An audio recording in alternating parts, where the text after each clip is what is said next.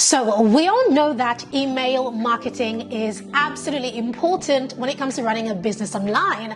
However, there are a few problems that an online business owner would face when it comes to email marketing. One is sending the email itself, and two is having your emails opened by your recipient. Now, the problem with number two is that most people actually have their emails going into the spam box. And so in today's video, I want to share 10 different things that you can do to get your emails opened and away from the spam box. So here is how to prevent your emails from going into spam. Number one. The first thing you want to do is to get permission to send emails. One of the reasons most emails go into spam is because a lot of the senders don't actually have permission. Perhaps, you've grabbed the email from an old list of people who you met in person, and perhaps you had their business cards, and you know how at networking events you exchange business cards. That's not actually permission to add somebody to your email list. That is permission to email them. So for example, if you are going to be sending them a single email about a conversation that you have had in person or at an event or somewhere, oh yeah, that's fine. But to add them to your autoresponder and continuously email them, they haven't really expressly given you their permission. Now, the proper way to get permission is to have a landing page with a lead magnet or a freebie. So here is an example of one of our landing pages. Now you can see that on this landing page, it's very clear what is going to be happening. So there is a headline, there is a sub headline, there is the gift, which is the lead magnet that you are going to be receiving. And of course, there is a space for you to add in your name, your email, and most importantly, there is a button for you to give us the express permission to add you to our email list, send you the gift, and of course continue to communicate with you. Now, that is really what a standard landing page looks like. And if you're going to be emailing people constantly or regularly, you want to have their express permission. And the beautiful thing about them giving you their permission, and especially if there is a freebie or a lead magnet involved, it means that the moment somebody clicks that button and gives you that permission, by putting their name and their email in, they're going to go over to their inbox to check for that email. And the moment they open that email, what they are doing is sending a message to their own email provider, and they start to send signals to say, hey, I like this person sending me an email. In the future, I would like to read more of their emails. And then, of course, in the future, when you send more of your emails, it lands in the inbox. Or does it?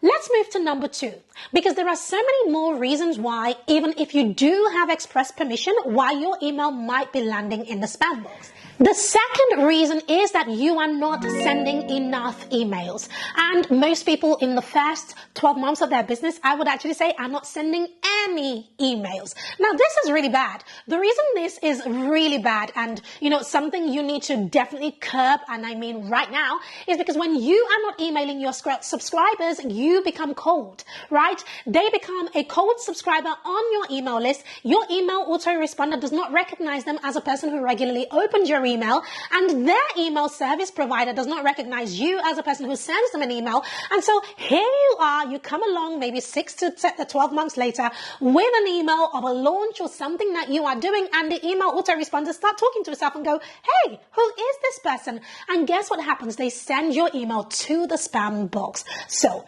when you start building your email list, it's really important that you not only ask for permission, but once you've got that permission, you want your email, your brand, your business, your company to stay at the forefront of your ideal client's mind. And one of the ways that you do that is to email regularly. Now, before somebody comments below and says, Pam, how often should I email? There is no right or wrong to how often you should email, but at the very least, once a month. And if you can do once a week, even better. In fact, I know a lot of marketers who do once a day emails. Now, you might think, Pam, isn't that ludicrous? Isn't that too much? Are people reading emails? Listen, research shows that the people who actually email daily are the ones who have their emails opened more, and they're the ones who actually make more money. Hence why yours truly emails daily. Let's move on to number three.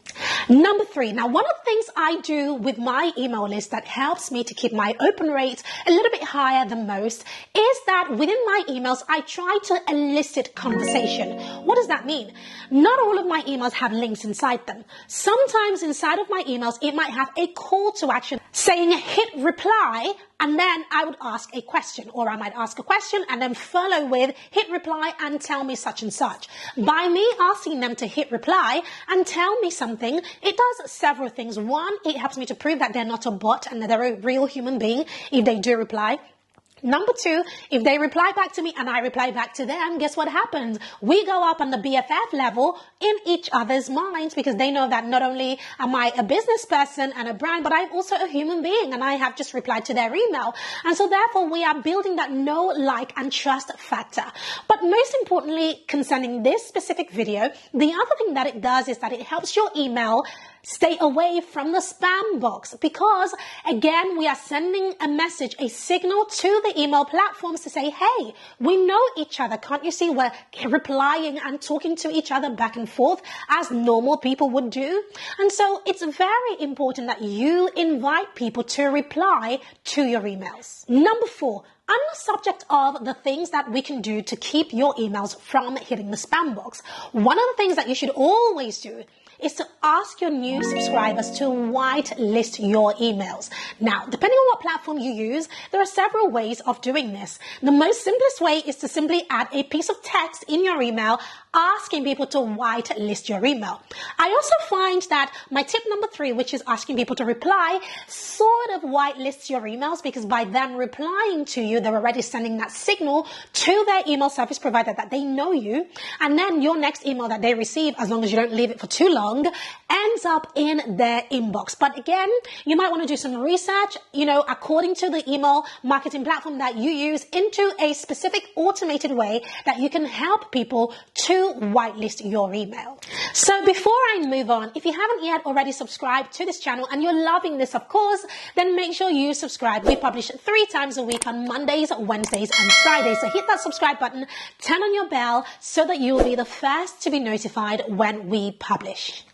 Number 5, speaking of email service providers, tip number 5 is to use a reputable email service provider. Now, why is this important, and why should you avoid bootlegging your way through your email marketing? It's important to use a reputable email service providers because these email service providers have already put in a lot of work and a lot of money into making sure that your email is landing in the inbox. They've already spent money on that. They've already done all of the research, and a lot of these platforms, they already have tools built into them that helps you to determine whether your email is spammy or if it's okay to send. For example, I know that ActiveCampaign has a tool. It checks your emails and it tells you, whether it is spammy or not. And, when I used to use ActiveCampaign, that was a really good tool to use. Now, I personally use ConvertKit right now, and it works really well. I find that my emails land in the inbox, not 100% of the time, because nobody's email lands 100% of the time, but mostly it does. So check your email autoresponder and do some research. Look into their features. Do they have a feature already built in that helps your email to stay away from the spam box? If they do, then stick with them. They're a good brand.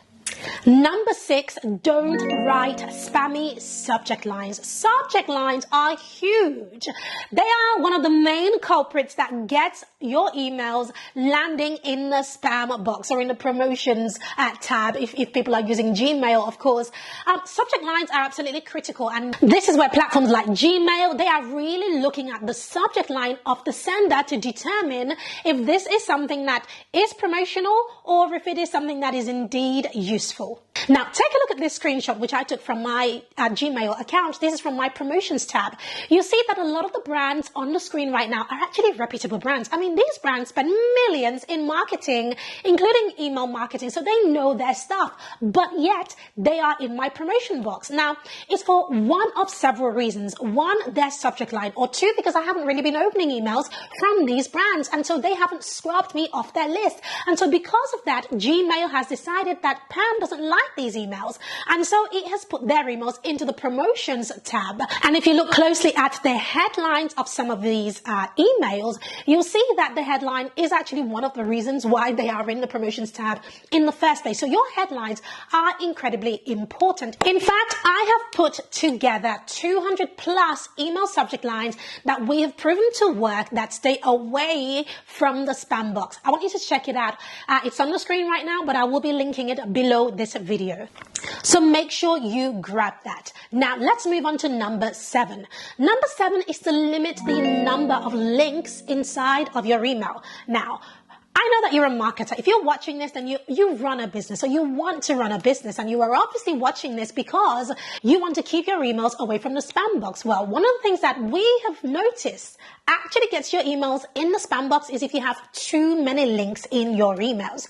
So whilst you might be, doing a launch or making an offer, offering some sort of product to your subscribers, try to limit the number of links. You don't need 10 links, try to have maximum of 3 links if you must in your email, maximum of 3, no more than that. Otherwise, you run the risk of appearing spammy because of the number of links that are inside of your emails. Number 8 is to scrub your email list. Now, what does scrubbing your email list mean? Scrubbing your email list essentially means cleaning your email list. When you send emails regularly, one of the things that your email autoresponder will do is that it will show you who your cold subscribers are. A cold subscriber is somebody who isn't opening your emails regularly, or perhaps they haven't opened your emails in the last 60 days. Now, these people are considered cold. If you keep emailing your cold subscribers and they keep not opening your emails, your email reputation goes all the way down. And guess what happens? The majority of your emails will now begin to land in the promotions tab because your email sender reputation has gone down. Now, one of the ways to mitigate this is to make sure that you are scrubbing your email list. Now, most email providers have this feature already built in. Now, I use ConvertKit, and inside of ConvertKit, it's as easy as me clicking a few buttons to find who my cold subscriber is. And then what we do is that we send a series of emails that sort of wakes them up. And if those emails don't work for those specific subscribers, we remove them from our list. And that leads me to number 9. Number 9 is to have a personal email address. One of the things that I learned very early on in my business is how important it is to have a personalized email address. So, for example, avoid things like info@ whatever the email is. Try to have your name there instead. So pam@pamorbassa.com is far better than info@pamorbassa.com. Why? Because when I have my name at the beginning of my email, it makes it more personal. It's like a real person is sending it, because guess what? It is a real person sending it.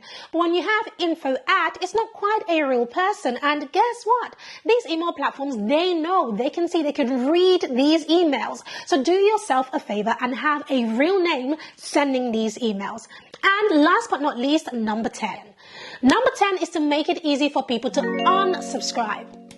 I cannot tell you how many times I've needed to unsubscribe from somebody's email and they have made it incredibly difficult.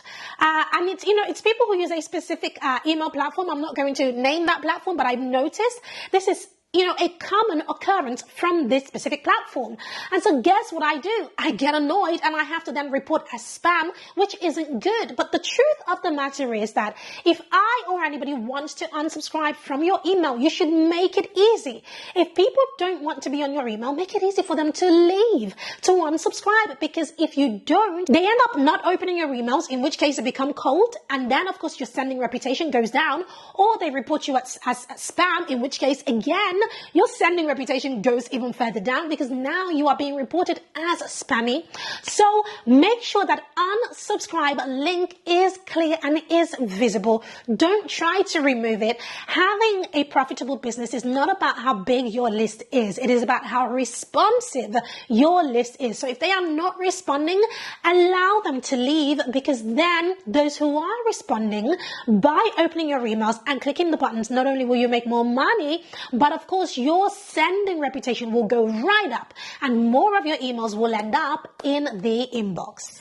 So I've just shared 10 things that you can do to keep your emails away from the spam box. Comment below and let me know which of these 10 things are you going to be implementing, off the back of this video. I would love to know. And of course, if you have any questions about email marketing, or of course any other topic when it comes to running a successful and thriving online business, make sure you comment below and let me know. I read and respond to all of my questions. If you're looking for more stuff on email marketing, make sure you check out this playlist that is dedicated to all of the content that I have created regarding email marketing. So make sure you check that out before you leave, and I'll see you in my next video.